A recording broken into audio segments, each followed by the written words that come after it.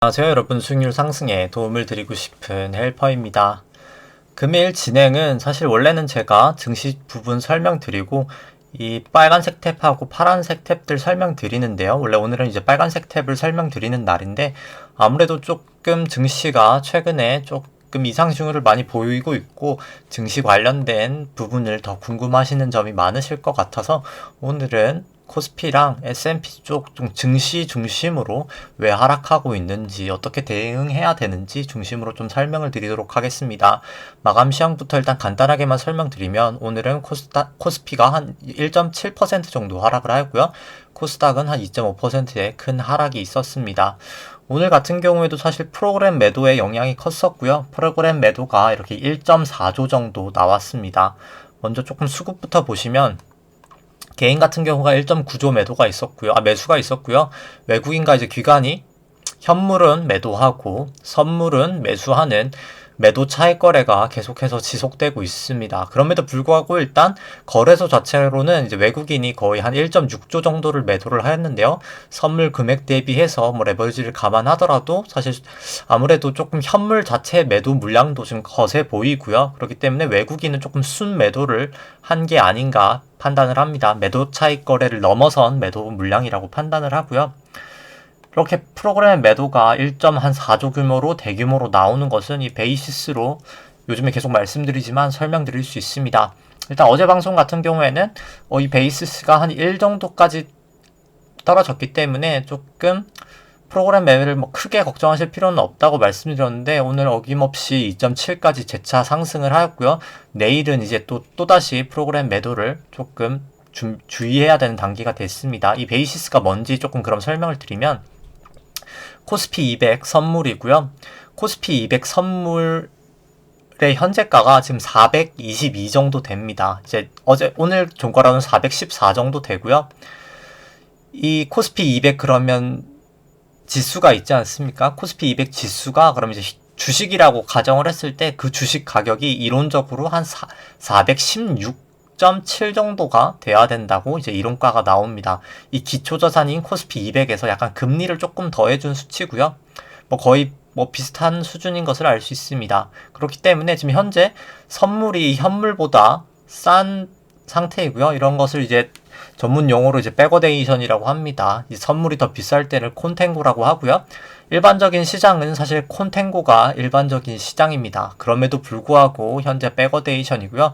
이럴 때 이제 나타나는 현상이 이 고평가되어 있는 현물, 즉 주식을 매도를 해버리고요. 이 싼 선물을 매수하는 매도 차익 거래가 나타나게 됩니다. 현물이 기준이기 때문에 매도 차익 거래라고 하고요. 지금 베이시스가 이 선물하고 현물 가격 차이가 2.7이나 매우 큰 폭으로 나고 있기 때문에 과거 일별로 보더라도 사실 2%를 넘는 날도 그렇게 많지 않은데 2.7이면 사실 거의 찾아보기 힘든 숫자고요. 그렇기 때문에 사실 내일도 조금 프로그램 매도는 유의를 하시는 게 필요하지 않을까 싶습니다. 조금 수급 간단히 설명 먼저 드리면 수급 설명드리고 조금 장기 파동이랑 단기 파동으로 조금 왜 하락하고 있는지 설명드리도록 하겠습니다. 코스피는 오늘 개인이 한 1.9조 정도 매수를 하였고요. 외국인이 한 1.5조, 거의 한 1.6조 정도 매도를 하였고 기관이 한 3,800억 정도 매도를 하였습니다. 코스피 200 선물 같은 경우는 이제 역으로 개인분들이 한 5천억 정도 매도를 하였고요. 기관이 이제 매도 차익 거래를 하면서 한 5,500억 매수를 하였고 기관도 한 1,300억 정도 매수를 하였습니다. 코스닥 같은 경우에는 개인이 한 3,600억 매수, 외국인이 한 2천억 정도 매도, 기관이 한 1,300억 정도 매도가 있었고요. 바로 이제 좀 차트 설명을 해드리면 우선 단기 차트보다는 조금 장기 추세를 조금 먼저 말씀드리도록 하겠습니다. 결국 장기 추세를 보고 조금 나무를 먼저 보고 숲을 먼저 보고 조금 나무를 먼저 보도록 하겠습니다. 한국 코스피 같은 경우에는 이 장기 추세가 1998년도 이제 IMF 바닥을 찍고 나서부터 이제 새로운 파동의 시작이고요. 여기가 이제 엘리어트 파동상 1파입니다. 여기가 이제 2파이고요. 이 닷컴 버블 때가 2파고요. 여기가 이제 2008년도 금융위기 전까지가 3파라고 할 수 있습니다. 이렇게 긴 횡보를 보였던 게 4파고요. 이제 대형주를 중심으로 했던 2007년하고 2008년도 상승이 5파고요. 이렇게 ABC로 떨어졌던 코로나 하락과 이제 미중 무역 분쟁 파동이 이 1파부터 5파까지를 되돌리는 파동이라고 할 수 있습니다. 이렇게까지 큰 부분이 이제 큰 1이라고 생각하시면 되고요. 여기가 이제 큰 2, 그럼 여기가 이제 새로운 큰 3의 시작이라고 생각하시면 됩니다. 통상 3파가 가장 강하고요. 여기를 보실 수 있듯이. 그렇기 때문에 이번에 이 1파는 3의 1파라고 할 수 있습니다. 그렇기 때문에 상당히 올라가는 폭이 가팔렀다고 할 수 있고요. 그렇기 때문에 상승률이 높았다는 것도 슈퍼사이클, 보통 이렇게 큰 파동은 슈퍼사이클 파동이라고 하는데요. 이 슈퍼사이클 3파의 1파였기 때문에 이번 상승률이 상당히 높았다라고 할 수 있을 것 같습니다. 물론 뭐 가능성이 이 마지막 C파 부분이 이 ABC-파 부분이 시간이 너무 짧았기 때문에 뭐 사실 이 부분이 이제 불규칙 조정일 가능성도 아주 배제하기는 어렵습니다. 그렇게 되면 이제 C파가 좀 더 크게 나올 수가 있는데 불규칙 B파라는 게 사실 파동상 그렇게 자주 나오는 파동이 아니기 때문에 조금 저희는 그냥 일단 1파라고 가정을 하고 보는 게 나을 것 같고요. 이제 불규칙 비판지는 사실 이번에 내려가는 걸 보면서 판단을 하면 될 것 같습니다. 근데 중요한 것은 저희가 뭐 이렇게 과거 파동을 매기는 게 중요한 게 아니죠. 지금 파동이 어디까지 올라가고 지금이 어떠한지 알아보는 게 중요하지 않을까 싶은데요. 그렇기 때문에 조금 추세선을 그어보면서 이번 파동의 고점이 어디였을지 한번 찾아보도록 하겠습니다. 이렇게 하단과 하단을 추세선을 그은 다음에 이렇게 상단 부분에 올려놓으면 추세선이 나타나게 되고요. 이 추세선을 거의 다음 부근에서 주가가 이렇게 하락을 하고 있는 모습을 나타내고 있습니다. 따라서 저는 뭐 개인적으로는 이제는 진짜 조금 이 2파 조정이 나타나고 있지 않나 라고 판단을 하고요. 그럼 이제 조금 단기 파동으로 설명드리기 전에 이렇게 거래량을 보더라도 이렇게 하락 파동이 나고 있을 때, 하락을 하고 있을 때 거래량이 이렇게 급증하고 RSI 같은 경우에도 70에서 이제 70 밑으로 내려가려는 모습을 나타내고 있기 때문에 조금 중장기적인 파동을 봐서도 하락 파동이 예상이 됩니다. 그럼 이제 이 파동을, 이게 1파죠. 3-1파를 조금 잘게 보기 위해서 일봉으로 조금 보시면 코로나 이제 저점부터가 이제 새로운 이제 3-1파라고 할 수 있고요. 여기까지가 이제 3-1파의 또 1파. 그 다음에 여기가 2파. 여기까지가 3파고요. 3의 1, 3의 2, 3의 3, 3의 4, 3의 5, 3파고요. 여기 이렇게 트라이앵글 모양이 이제 4파입니다. 이제 최근에 11월부터 올랐던 부분이 5파라고 할 수 있는데요. 또 중요한 거는 뭐 사실 이 파동을 매기는 게 중요한 게 아니라 저희가 중요한 것은 이 저점을 이 5파의 고점을 맞추는 것이 아닐까 싶은데요. 그리고 언제가 이제 하락 파동이 시작될까를 맞추는 것이라고 판단을 합니다. 그렇다면 이제 이렇게 추세선을 2파와 4파의 저점을 이 3파의 고점에 올려놓으면 조금 추세를 알 수가 있고요. 이 추세선이 밑으로 이제 꺼지게 되면 그때 조금 하락 파동이 시작된다고 저희가 추측을 할 수 있습니다. 이 부분에선 조금 내려갈 뻔했으나 다시 올라갔었고요.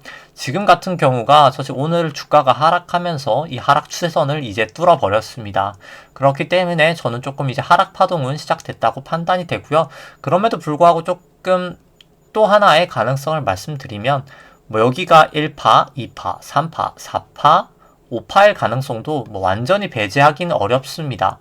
그럼에도 불구하고 사실 RSI나 저는 뭐 거래량을 봤을 때는 사실 이 가능성보다는 이제 하락 파동이 더 남았다라고 판단을 하고요. 이 하락 파동 같은 경우에도 사실 여기가 A, B, C여서 이렇게 그냥 지그재그로 끝이 날 수도 있고요. 조금 하락이 만약에 크다면, 왜냐하면 이 상승부터 이 모든 상승을 사실 되돌려야 되기 때문에 이 하락 파동을 보시면 이렇게 A, B, C가 A파가 되고요. 그 다음에 이렇게 또 B가 올라가고, 그 다음에 C 같은 경우는 1, 2, 3, 4로 떨어지는데, 뭐 제가 좀 좁아서 이렇게 그리면 1, 2, 3, 4, 5 뭐 이런 식으로 3이 사실 제일 길어야 되는데 이렇게 B파, C파가 있을 수도 있습니다. 그렇기 때문에 조금 엘리어트 파동에는 사실 어느 정도 이 파동이 내려갈지 조금 계산을 하는 방식이 있는데요. 사실 이거는 제가 처음 보여드리는 것 같은데 뭐 대단한 건 아니고요. 그냥 조금 보여드리면, 사실 말씀을 드리지 않았던 이유가 사실 정확하게는 추정을 할 수가 없다는 거기 때문입니다. 그렇기 때문에 조금 말씀을 안 드렸었는데 그래도 조금 어느 정도 감을 잡는 것도 중요하다고 생각을 해서 말씀을 드리면, 이 차트상에 이 코로나 때 저점과 이번 고점이 1파의 저점과 1파의 고점이라고 일단 가정을 해보겠습니다. 그렇기 때문에 1파의 저점이 1400, 코스피상으로 1439라고 보고요. 이제 1파의 고점이 3266이라고 봤을 때 2파 같은 경우에는 보통 이제 피보나치 수열을 따라서, 엘리어트는 이제 피보나치 수열을 따라가거든요. 이 38%의 조정이나 이 상승폭에 대해서 62% 정도 조정을 나타내게 됩니다. 38% 조정이 나타나면 약 한 2568 정도, 한 2500 정도, 한 2600 정도가 예상이 되고요. 한 62% 조정이 나타나면 2100까지 나옵니다. 사실 과거에 그러면 항상 이렇게 되돌렸냐라고 하시면 아닙니다. 그렇지 않기 때문에 제가 조금 62% 되돌리면 너무 과한 것 같고요. 보통은 한 20%에서 이 38.2% 정도 수준까지 되돌리는 게 보통은 일반적입니다. 그렇기 때문에 20%를 한번 제가 임의로 넣어보면 한 2900까지는 조정이 나타날 수 있을 것 같고요. 이번 상승폭이 워낙 컸기 때문에 38%라고 했을 때는 한 2600까지 나오는데, 일단 저희는 뭐 크게 하락은 하지 않는다고 가정하고 한 20% 정도 조정이 나타난다고 생각을 하겠습니다. 그럼 2900까지 갔을 때 조금 이렇게 그어보면은 뭐 3100까지 A파가 떨어지고 B파가 3200까지 올라가고 C파가 2900까지다 라고 일단 뭐 여러가지 계산식이 나오는데, 다시 한번 파동을 보면 대충 이 고점에서 이렇게 하락 파동을 보면 이 최근점이 한 3113 정도였죠. 그렇기 때문에 조금 저 같은 경우 20% 정도 조정이라고 했을 때는 충분히 이렇게 A, B, C 요 정도 조정이 아마 있을 가능성이 가장 높지는 않을까 생각을 합니다. 물론 여기서 A, B, C까지도 가능하겠지만, 물론 뭐 둘 다 가능은 합니다. 가능은 하겠지만 저 같은 경우는 일단 중장기적으로는 조금 상승을 보기 때문에 일단 지금 상으로는 이렇게 A, B, C로 끝나지 않을까 일단 가정을 하고요. 지금 일단 괴선상으로 일단 그 다음에 보시면, 근데 그럼에도 불구하고 일단 가면서 일단 대응을 해야 됩니다. 이렇게 A, B, C로 끝날지 이 B로 끝날지는 사실 이 B파 때 저희가 사실 확인을 해야 되고요. 그때는 사실 이제 이 좀 C 파동이 끝나고 나면 그때 조금 마감 영상에서 말씀드릴 수 있을 것 같습니다. 아직까지는 조금 지켜봐야 될 것 같고요. 이 괴선들을 조금 설명해 드리면, 이 파란 색깔 선이 일목균형표의 전환선이고요. 이 초록 색깔 선이 일목균형표의 기준선, 이 회색깔 선이 일목균형표의 9일 후행스팬, 이 초록 색깔 선, 이 진한 초록 색깔, 세피아 색깔이 일목균형표의 26일 후행스팬입니다. 현재 주가가 이 전환선을 하회를 하였고요. 9일 후행스팬도 사실상 이제 거의 역전이 되었고, 뭐 기준선까지 가고 있습니다. 그렇기 때문에 사실 이 전환선을 하회했기 때문에 일부 매도는 이제 가능한 단계라고 판단이 되고요. 이 기준선까지 깨버리면 조금 매도를 하시고 전략 매도를 하고, 이 기준선을 재차 주가가 상회하면 저는 그때 조금 매수하시는 것을 추천드립니다. 물론 제가 말씀드렸듯이 A, B, C가 여기까지 가면은 뭐 사실 굳이 매도를 안 하셔도 되겠지만, 이렇게까지만 갈지 A, B, C가 떨어지고 그 다음에 또 B가 나타난 다음에, B가 사실 뭐 여기까지 나타날 수가 없긴 하고요. B가 한 이 정도까지 나타난 다음에 이렇게 C가 1, 2, 3, 4, 5로 더 시작될지는 모르기 때문에 일단 저는 기준선을 깨면 그때는 조금 전략 매도하시는 것을 권해드리고요. 제가 어제 영상에서도 사실 말씀드렸는데, 이 코스피가 이 30분봉에서 이 빨간색 선이 200일 이평선인데, 이 200일 이평선에서 항상 지지를 받고 올라갔었던 이 습성이 있었습니다. 이 작년 12월 23일에도 한 23일 부근에도 이 200일 이평선에서 거의 지지를 보이면서 올라갔었고요. 최근에 하락했던 이 1월 18일 부근에서도 사실 이 200일 부근에서 지지를 하고 올라갔습니다. 현재 같은 경우에 이 200일 지지를 사실 어제 딱 지지를 하냐 마냐가 중요하다고 제가 말씀드렸는데, 이 지지선을 사실 장초에 거의 뭐 깨버렸었고요. 그렇기 때문에 지금은 사실 완연한 일단 하락 추세로 전환되었다라고는 말씀드릴 수 있을 것 같습니다.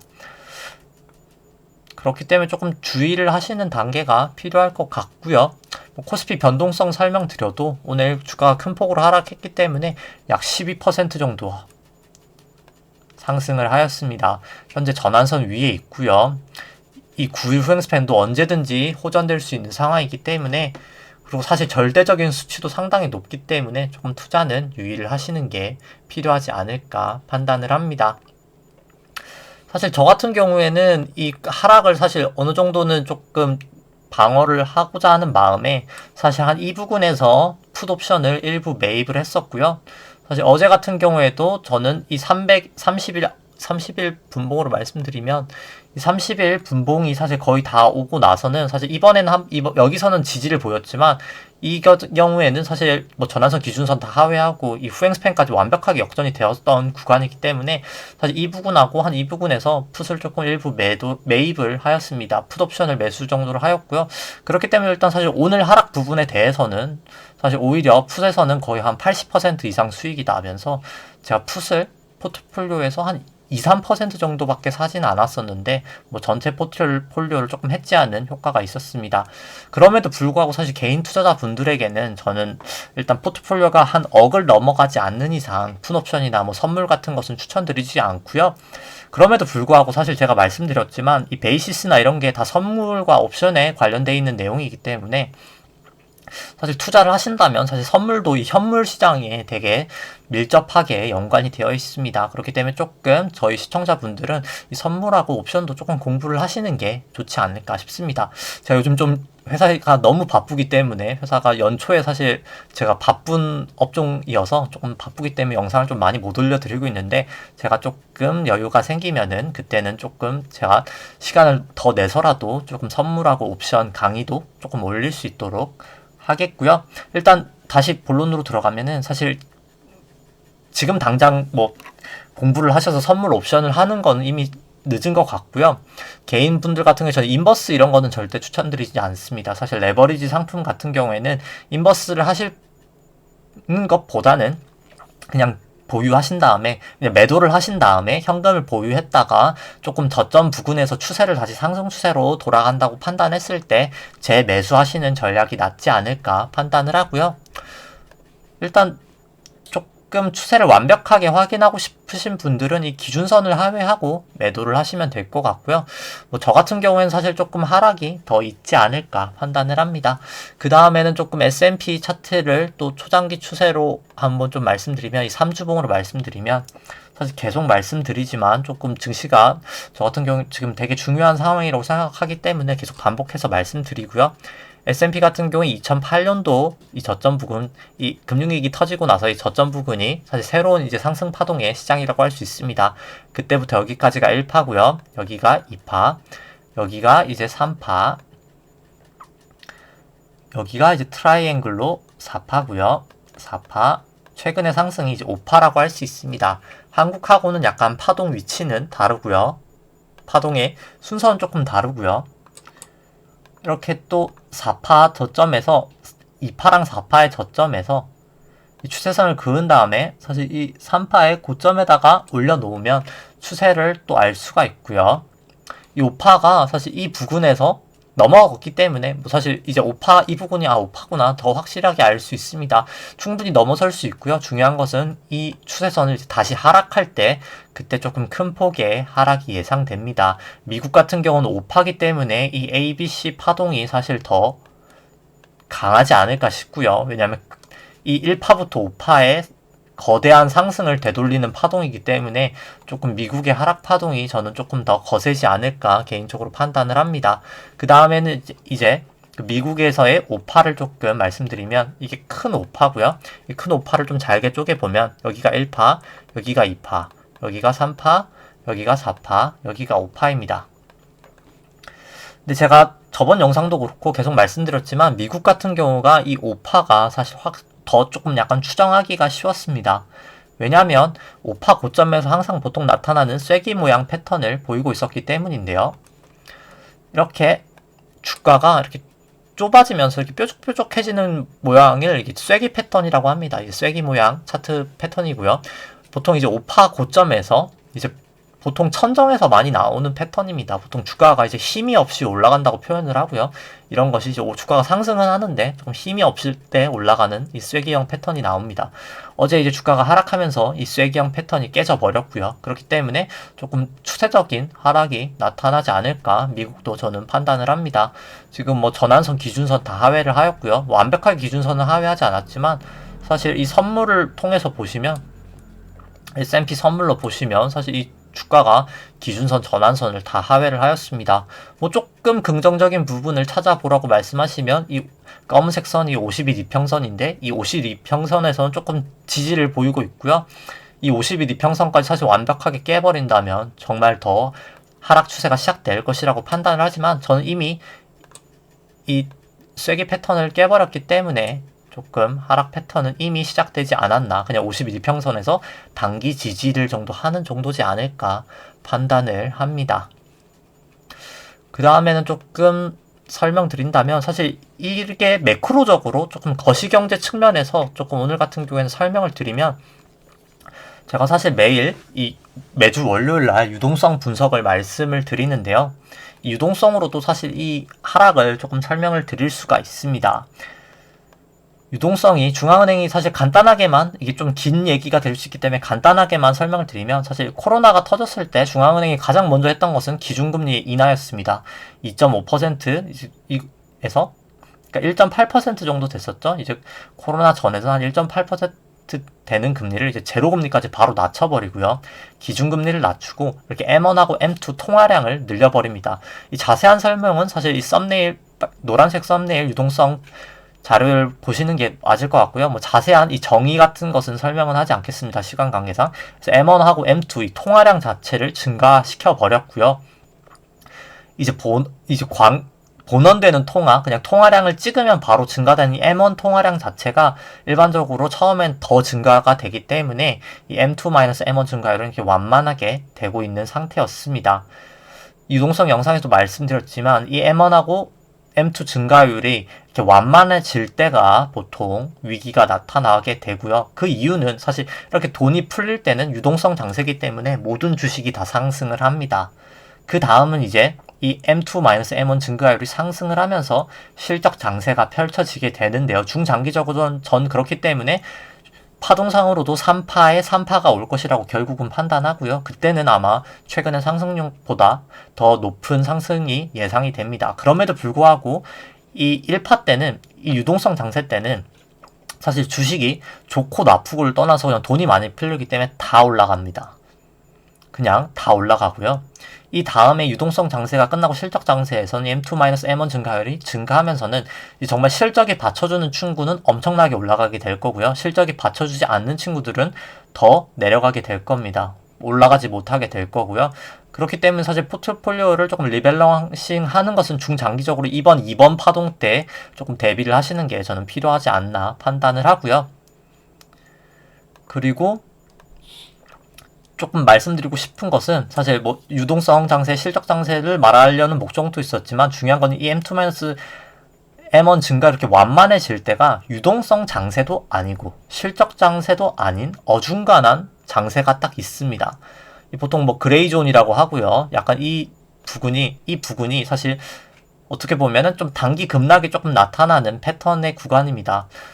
사실 중앙은행 입장에선 돈이 이미 많이 풀었기 때문에 조금 더 돈을 풀기는 부담스럽고, 기업들 입장에서는 지금 당장 실적이 엄청나게 개선되진 않는 딱 중간 지대고요. 저 같은 경우에 지금 단계가 딱 이 중간 지대라고 생각합니다. 그렇기 때문에 조금 약간 포트폴리오에서 조금 주식을 보유하시고 있는 것을 약간 조금 주의하시는 단계는 필요하지 않나 판단을 하고요. 그럼에도 불구하고 뭐 사실 나는 장기 보유를 하시는 투자자다라고 하면 뭐 저는 중장기적으로는 주식이 더 올라갈 거라고 판단을 하기 때문에 뭐 충분히 보유하시는 것도 괜찮은 선택이라고 판단을 합니다. 단지 여기서는 이제 가정이 괜찮은 주식, 내재 가치가 충분히 높고 충분히 사업 경쟁력이 있는 주식을 말씀드리는 거고요.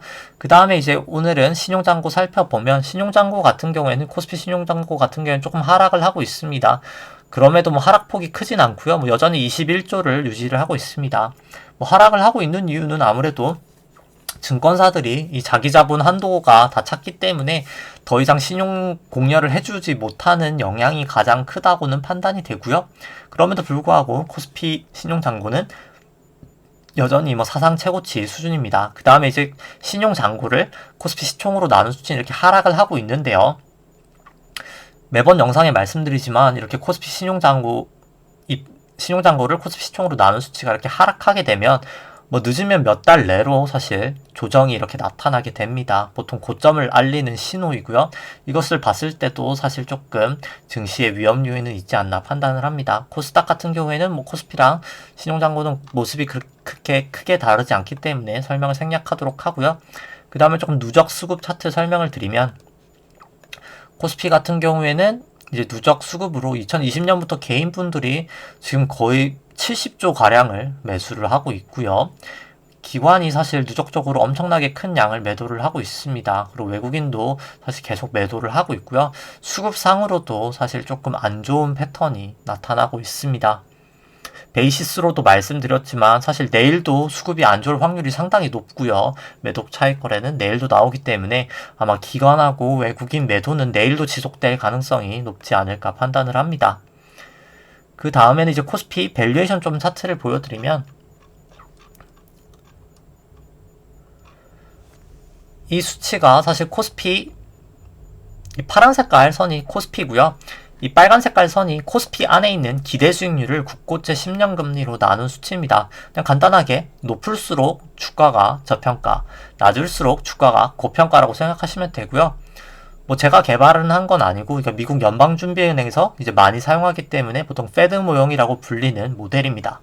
주가의 고평가, 저평가를 원래 연방준비은행에서 각국 세계 증시에 대해서 조금 어느 나라가 싸고 어느 나라가 비싼지 밸류에이션을 하기 위해서 개발된 모델이고요. 현재 같은 경우는 사실 저금리 상황이기 때문에 사실 주식이 많이 올랐음에도 불구하고 사실 조금 이 페드 모형상으로는 저평가가 나옵니다. 최근에 금리가 상승은 하고 있지만 사실 단기적으로는 금리가 그렇게 급등할 가능성 크진 않다고 보고요. 중장기적으로는 저는 이제 금리가 조금 상승할 것이라고 보지만 그때는 제가 유동성 때도 말씀드렸지만 이 실적 장세가 나타날 것이기 때문에 사실 금리도 오르고 주가도 오르는 장이 나타날 것이라고 판단을 합니다. 이제 그것을 조금 설명해 드릴 수 있는 게 2016년 부근이고요. 2016년에 미국이 기준금리를 0%에서 2.5%까지 올립니다. 2016년부터 2019년까지 올렸고요. 그럼에도 불구하고 미국 주식은 이렇게 많이 상승을 하게 됩니다. 거의 1800에서 3,000 거의 400까지 올라가게 되고요. 이때는 기준금리도 올리면서 주식도 올라가는 장세가 났었고요. 제가 예상하는 3-3파는 저런 상황이 아마 되지 않을까 싶습니다. 실제로 1파보다 3파의 상승률이 당연히 높은 게 일반적이고요. 그렇기 때문에 밸류에이션 상으로는 저는 충분히 지금 고평가는 아니고 한 적정하다고는 판단이 되는데 이게 파동이라는 것은 사실 이 밸류에이션하고도 크게는 상관은 없고요. 파동은 어떻게 보면 이 시장 참여자의 심리라고 할 수 있습니다. 상당히 이 코로나 터지고 나서 사실 상당히 크게 큰 폭의 조정이 없이 올랐기 때문에 사실 파동으로 설명하지 않더라도 당연히 이 부분에서 조정이 나오는 것은 당연하다고 판단을 하고요. 저희 사실 시청자분들은 사실 이렇게 거래량이 오늘 하락하면서 상당히 큰 것을 봤을 때는 좀 추가적인 하락은 예상되기 때문에 신규 투자는 조금 지양하시는 것이 필요할 것 같고요. 조금 보수적으로 한다고 하면 저는 지금 그냥 다 매도하는 것도 크게 나쁘다고는 판단하지는 않고요. 조금 안전하게 하신다면 조금 더 그냥 공격적으로 조금 지켜보고 싶다 하시면 이 기준선을 하회하면 매도를 하시고 주가가 기준선을 재차 상회하면 조금 그때 매수하신다는 전략을 하셨으면 좋겠습니다. 조금 염려되는 마음에 다시 한 번만 말씀드리면 이 코스피 같은 경우에는 이렇게 ABC 모양이 나타날 수 있고요. 여기가 이제 4파여서 5파 상승이 있을 수는 있지만 가능성이 그렇게 높지는 않다고 판단이 됩니다. 따라서 이 ABC로 끝나는지 아니면 ABC A가 되고 ABC B가 되고 여기가 B가 되고 여기 C가 될지 한번 조금 지켜보는 것이 필요하지 않을까 싶습니다. 일단 여기 A, B, C까지는 확인하는 게 필요하지 않을까 싶고요. 오늘 영상은 여기까지 하도록 하겠습니다. 좋아요와 구독 누르시면 감사하겠습니다.